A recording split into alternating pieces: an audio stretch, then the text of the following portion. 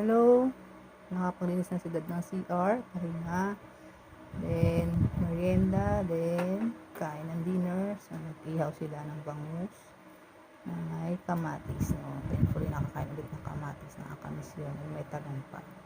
Then gabi na to, mga 10 PM, nagka-crave si dad sa sanggol, pero di naman kami kumain ng sanggol, hanggang cravings lang.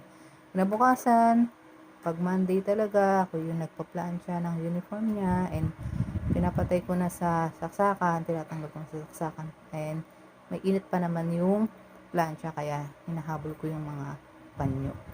So ito yung almusal ko, sopas na may egg na may baha. Ayan, paaraw lang saglit, and after nyan umambon-ambon din kasi, kaya hindi rin ako gaano nagpatagal sa labas, sa taas. Then pahinga muna. Nakuha ko na ibang mga sinampay, mamaya may sinampay pa ulit, so akit ulit mamaya sa taas. So pahinga muna tayo. Yan, nag-aantay ako ng chat ni dad. So tumating na nga yung isa niya pang order na sapatos sa X-Step, no. Ganda ng kulay, no, kulay fresh.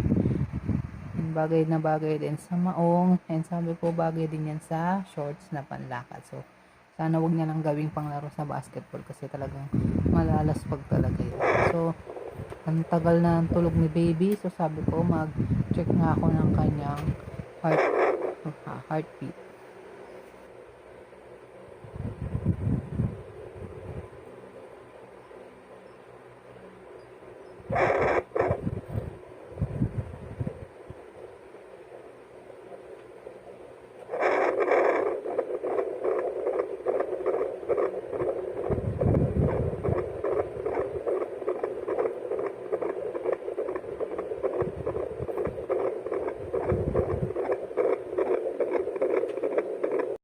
Awa ng Diyos, okay naman yung heartbeat niya. So, okay na ako, di na ako mag-worry. So, thank God.